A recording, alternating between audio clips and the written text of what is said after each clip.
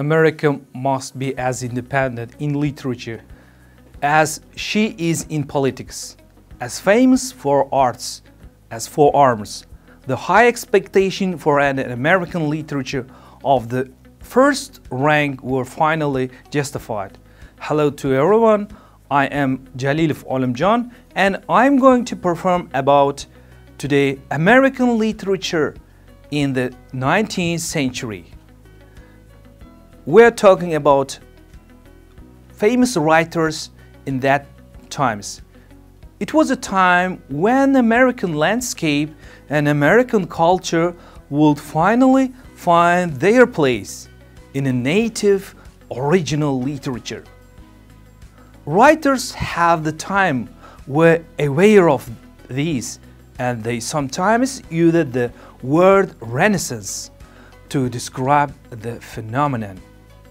19th century America welcomed a variety of literary genres, including novels, short stories, poetry, personal journals, and letters, and writing addresses and myriad of topics like politics, science, religions, and philosophy.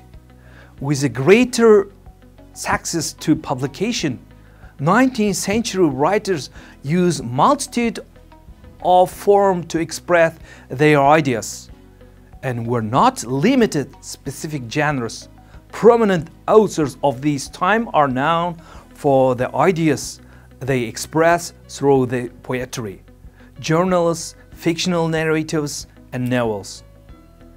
We're going to talk about the famous one. The first is Henry Longfellow. He was born on February 27 in 1807, and he was died on March 24th, 1882. He was an American poet and educator. His original works include the poem Powell's River's Right, the Song of Hayotida, and Evening Line. He was the first American to completely translate Dante Alighieri's Divine Comedy. Was one of the first side poets from New England. Longfellow wrote many lyrics, poems known for their musicality and often presenting stories of mythology and legend. He became the most popular American poet of his day and had success overseas. He was being criticized for imitating European styles and writing poetry that was too sentimental. He was important as a translator. His translation of Dante became a required possession for those who wanted to be a part of high culture. He encouraged and supported other translators as well. James Fenimore. We're talking about now James Fenimore Cooper. James Fenimore Cooper was born on September 15 in 1789. He was died on September 14, 1851. He was an American writer of the first half of the 19th century, whose historical romances depicting colonial and indigenous character from the 70s to 19th century brought him fame and fortune. Cooper's novels were very popular in the rest of the world, including, for instance, Russia. In particular, great interest of the Russia public in Cooper's work has been primarily incited by the novels. the pathfinder, which is renowned Russian literature critical Vizarson Belinsky declared to be a Shakespearean drama in the form of a novel. The author was more recognizable by his middle name, Fenimor, exotic to many Russians. This name became a symbol of exciting adventure among Russian readers. Cooper's first really noted novel was The Spy, which is written in 1821, an absorbing tale of American Revolution. The book met a long-felt desire of the American people to see their own heroic past, and had been immediately success. Its chief figure, the straw peddler Horace Wirch, who played the role of American agent to perfection, died as he lived, devoted to his country and married to her liberty. Harvey Birch is one of the major character creation of the early American fiction. Thereafter, Cooper devoted his life entirely to writing, producing 33 novels, in addition to numerous stories and other books and works. Harriet Elizabeth Beecher. We're talking now Harriet Elizabeth Beecher. She is also famous, one of the American literature in the 19th century. She was born on June 14th in 1811. She was died on July 1st in 1896. He was American author and a adabiyotist. She became from the religious Beecher family and became the best known for her novel, Uncle Tom's Cabin, which is written in 1852. He depicted the harsh of conditions experienced by enslaved African American. The book reached an audience of millions as a novel and play, and became influential in the United States and in Great Britain too, energizing anti-slavery forces in the American North, while provoking widespread anger in the South.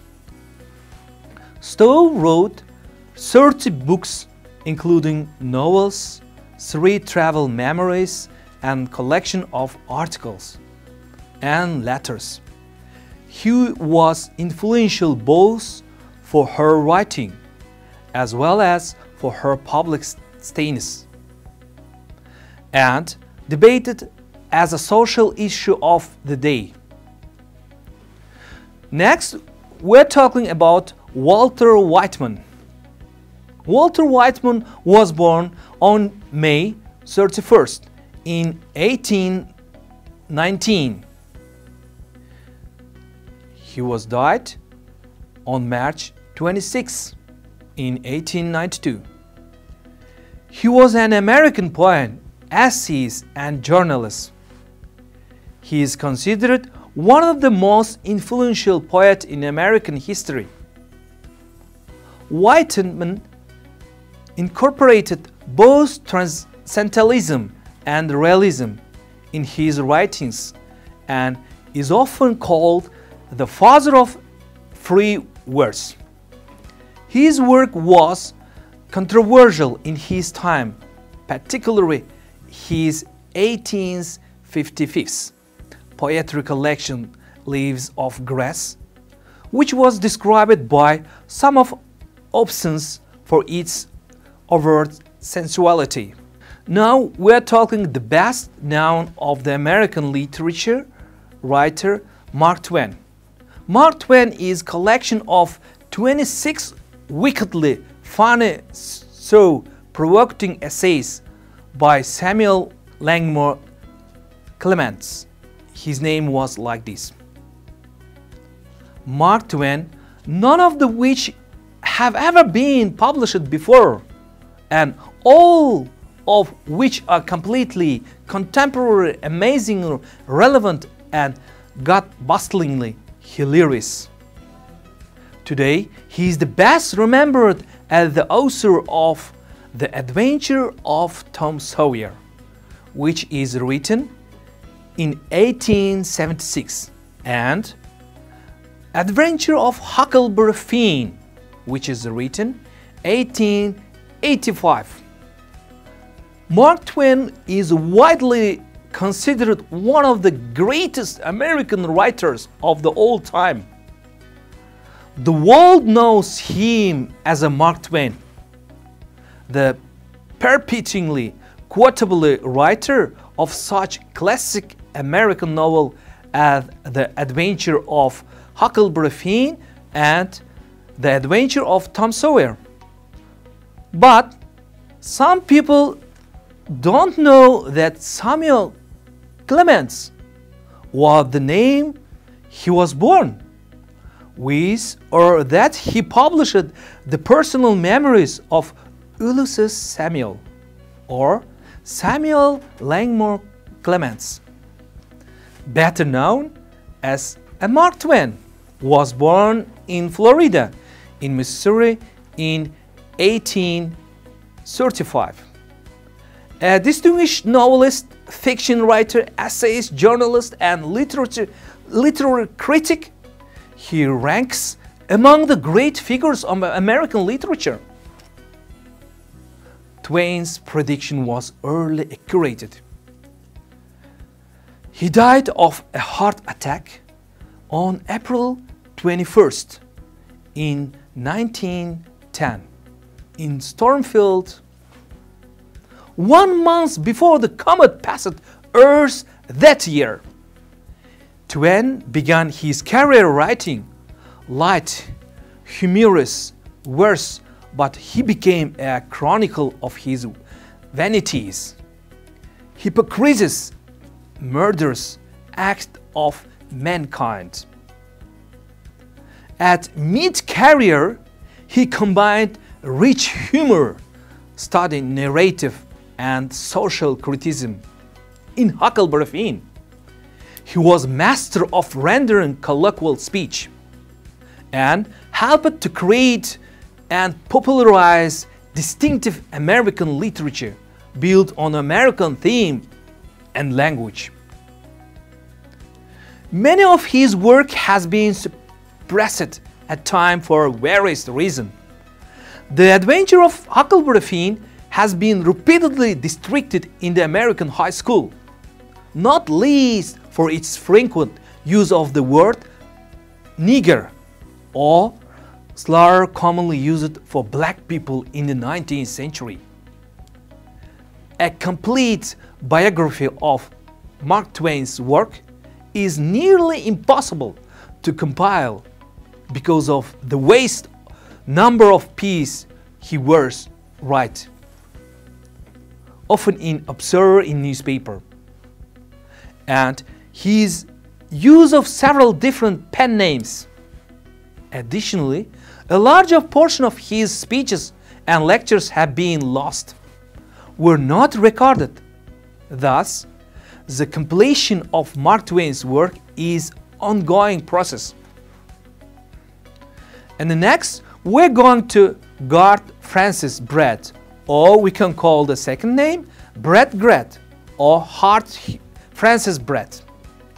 He was born in 1836 and he was died 1902. American writer was born on August 25th in Albania in New York. Due to poor health and frequent relocation, His formal education ended in 1847, when he began to work. In 1847, his first poem appeared in Sunday Morning Autumn Reflections, and next name Autumn Musings. In February 1854, Garth and his sister moved to San Francisco to live with their mother and stepmother. Bret Harte's wide fame extended not only United States but also to Europe, where Dickens the young clipping admired his prose. Quite early, Harte's work penetrated into Russia. First publication in 1872, where one of his translators was Chernyshevsky, who was served in Yakut exile. In 1873, several short stories and essays by Harte about Californian life were published in Russian in the Journal of Western Europe. Nothing Harte's humanism, Chernyshevsky wrote, "The strange of Bret Harte is that with all his shortcomings, he is a man with a very powerful natural mind, a man of an unusual noble soul." The Social Democratic magazine Pravda noted that Bret Garth immediately became a favorite of Russian public. He was read and loved by people of the most diverse camp. It was translated by both domestic notes and Russian messenger. Collection of his stories appears on the book market every now and then. He was published for intelligence readers. A cheap edition of his work was published for the people, The Long 19th Century, and provides an omnibus account of American literature and its ever-evolving field of study, emphasizing the ways in which American literature has been in translation ever since its founding. This revisionary series examined 4 phases of American literary history, focusing on the movement form and media that developed from the late 18th to the early 20th century. The mutable nature of American literature is explored throughout these volumes, which consider a diverse and dynamic set of authors, texts, methods. In compressing the full range of today's literary scholarship, this series is an essential guide to the study of 19th century American literature and culture. Thank you very much for attention. My presentation is over. Goodbye for the next time.